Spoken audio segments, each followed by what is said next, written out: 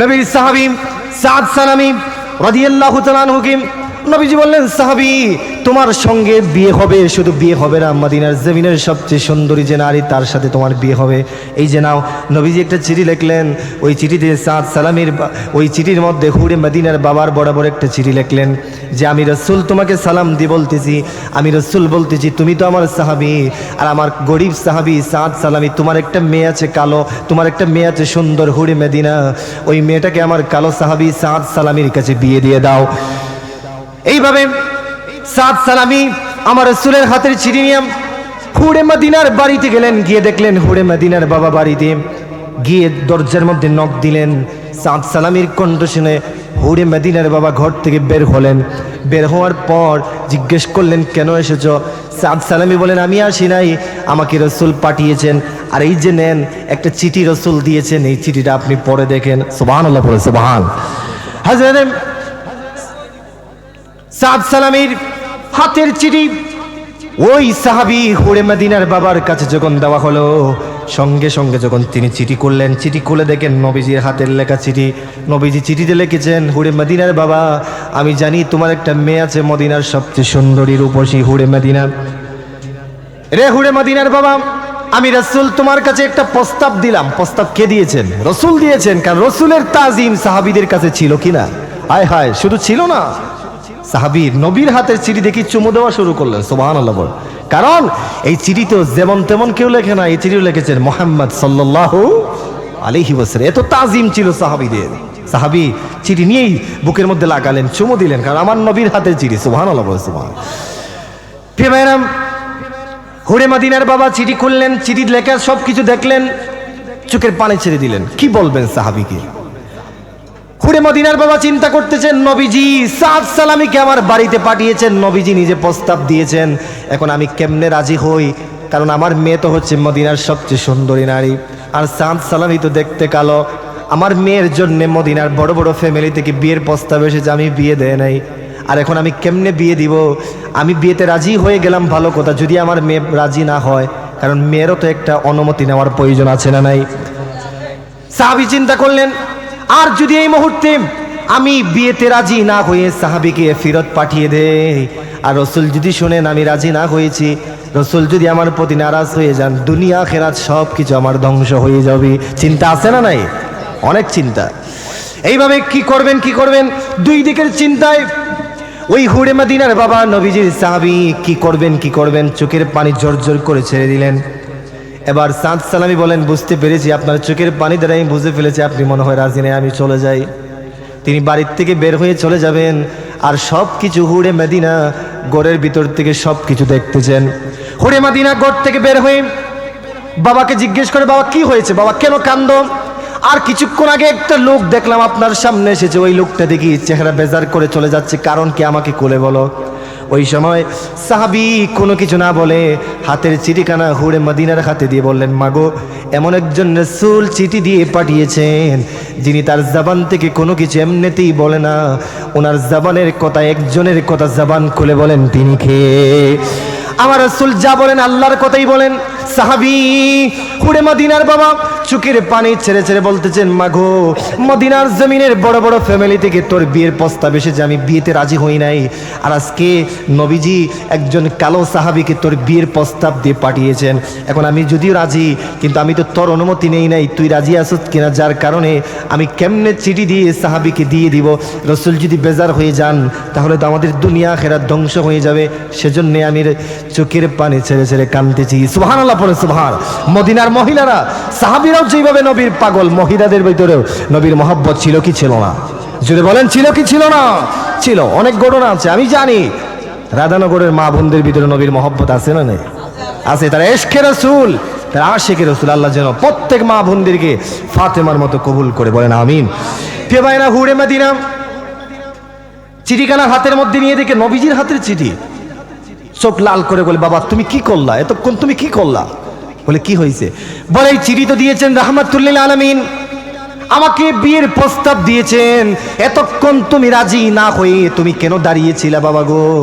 আমি তো জানি আমি সুন্দর হতে পারি, কিন্তু তো আমি আমার নবীকে আমার জান থেকে আরো বেশি ভালোবাসি। সুবহানাল্লাহ, বলে সুবহান। বাবা আমার রাসূল চিঠি দিয়ে পাঠিয়েছেন, আমাকে বিয়ের প্রস্তাব দিয়েছেন। তুমি এতক্ষণ কেন দেরি করলা? দেরি করার তো কোনো প্রয়োজন নাই, দেরি করার তো কোনো প্রশ্নই ওঠে না। যাও যাও, আমি হুরে মদিনা, মদিনার সবচেয়ে সুন্দরী নারী হওয়ার পরও নবীর গরিব সাহাবী, কালো সাহাবী সাদ সালামির সাথে বিয়ে বসার জন্য রাজি হয়ে গেলাম। তার একটি মাত্র কারণ, আমার রাসূল চিঠি দিয়েছেন। রাসূল রাজি যদি হয়ে যান, আমাদের প্রতি রাজি হবেন একজন, বলেন তো তিনি কে? হুরে মদিনার এই কথা শুনে সাদ সালামি রাদিয়াল্লাহু তাআলা আনহুকে ওই চিঠিখানা দিয়ে হুরে মদিনার বাবা বললেন, যাও যাও, তুমি গিয়ে নবীকে বলো খুশির সংবাদ, আমার মেয়ে হুরে মদিনা তোমার সাথে বিয়ের প্রস্তাবে রাজি হয়েছে। এবার সাদ সালামি খুশি, নবীজির কাছে গিয়ে বলেন, হুজুর হুরে মদিনা তো বিয়ের প্রস্তাবে রাজি হয়ে গিয়েছে। নবীজিও খুশি হয়ে গেলেন, সুবহানাল্লাহ। এবার দেখেন নবীজি কি বললেন, এই মূল কথা এটাই। নবীজি বললেন, সাহাবী সব কিছু ঠিক আছে, এবার মহারানা দিবা কি? মহারানা তো দিতে হবে। মহারানা ছাড়া কি বিয়ে হবে নাকি? না, মহারানা এটা আপনার স্ত্রীর হক, অধিকার। এটা আপনার দয়া নয়, এটা আপনার স্ত্রীর হক। এটা ইসলাম দিয়েছে। ইসলাম যে মহিলাদের মর্যাদা দিয়েছে, এভাবে বুঝিয়ে দিয়েছে। নবীজি বললেন, সাহাবী ঠিক আছে, এবার সব কিছু ঠিক আছে, এবার তুমি যে বিয়ে করবা মহারানার ব্যবস্থা করে। বলে, হুজুর আমার ঘর বাড়ি তো নাই, কিছু নাই, আপনি তো সব কিছু জানেন, এবার আপনি ব্যবস্থা করে দেন। সুবহানাল্লাহ বলেছেন।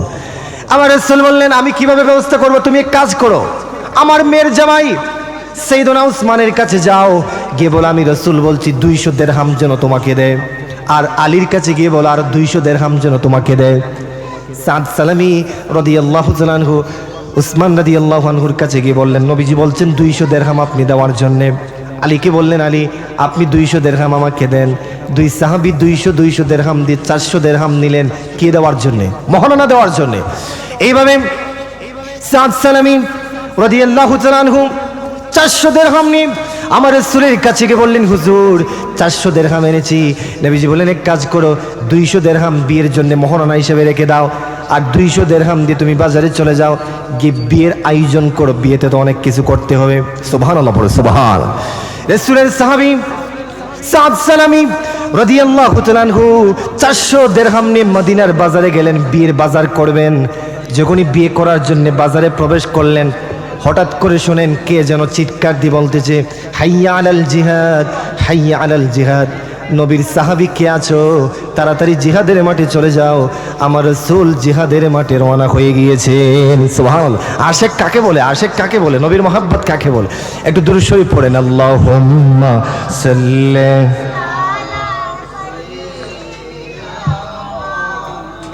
আলা নাবিয়ানা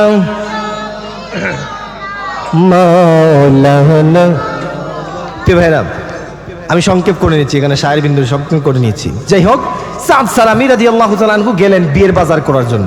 শুনেন, যখন জিহাদের ডাক এসেছে, চিন্তা করলেন আমি তো নবীর আশেক, আমি বিয়ের বাজার করব কেমনে? না না, আমি জিহাদের বাজার করে জিহাদের রওনা হয়ে যাব। সুবহানাল্লাহ।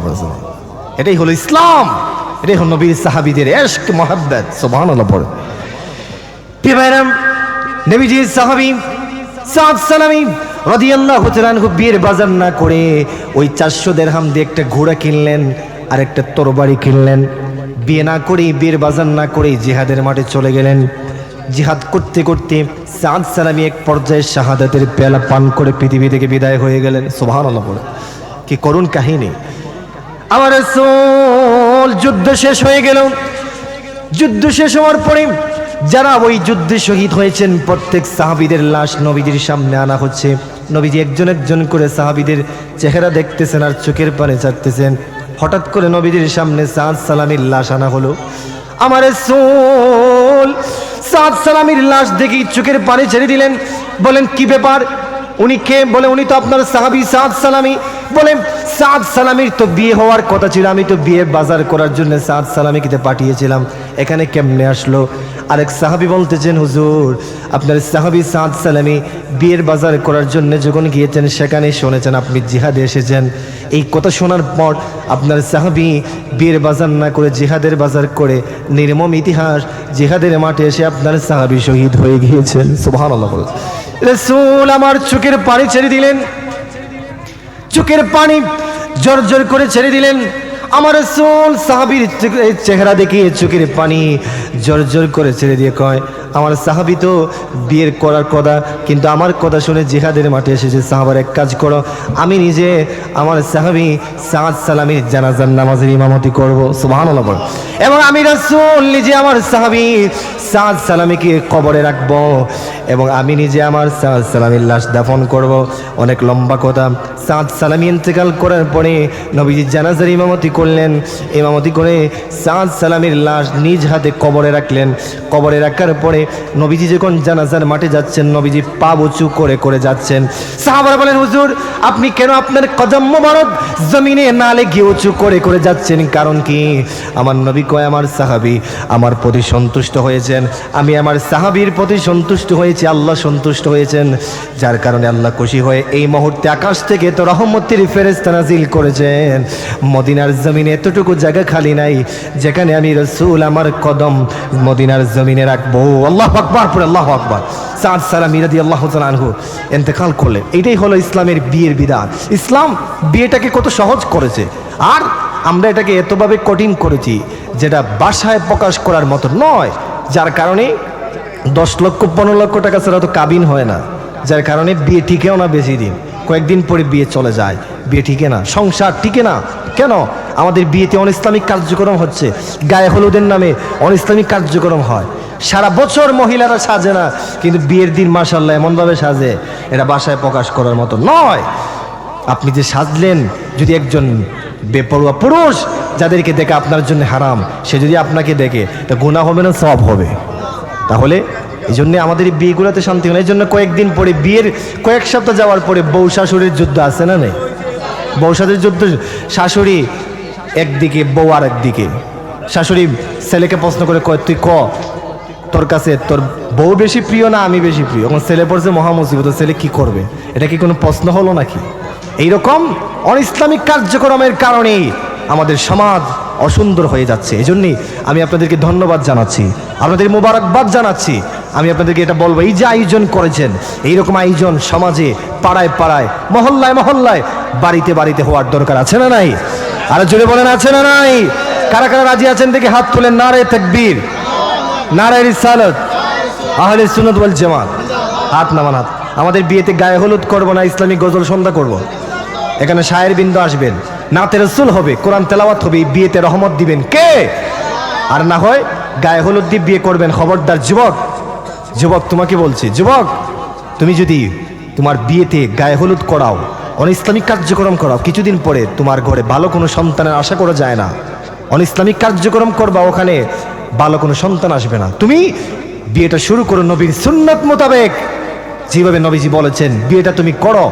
নবীজি যেভাবে বলেছেন, ইসলাম যেভাবে দিয়েছে, ওই রকম যদি করতে পারো, ওই বিয়েতে রহমত হবে না, গজব হবে।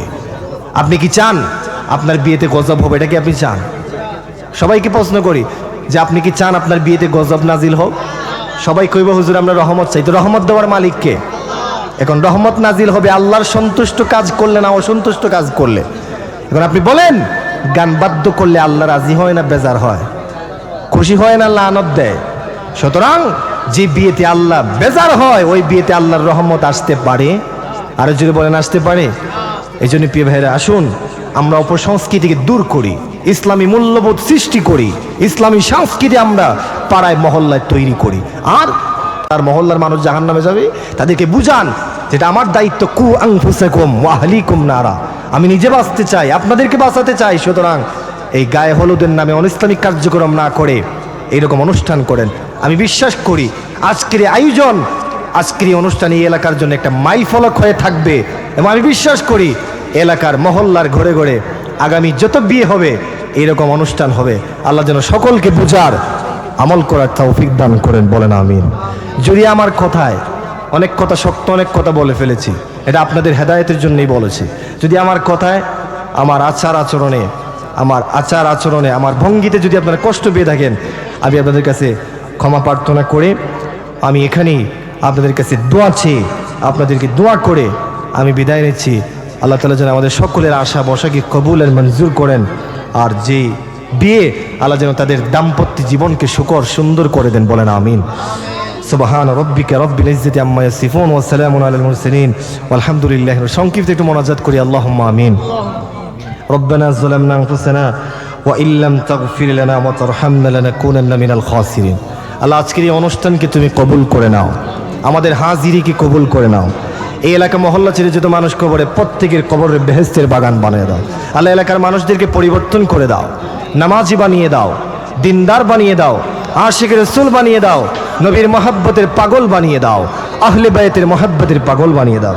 আল্লাহ, মা বোন যারা আমাদের সাথে হাত তুলেছেন প্রত্যেককে মা রাবিয়া বসির মতো কবুলের মঞ্জুর ফরমাও। সুবহান রাব্বিকা রাব্বিল ইজ্জাতি আম্মা ইয়াসিফুন ওয়া সালামুন আলাল মুরসালিন ওয়ালহামদুলিল্লাহি রাব্বিল আলামিন।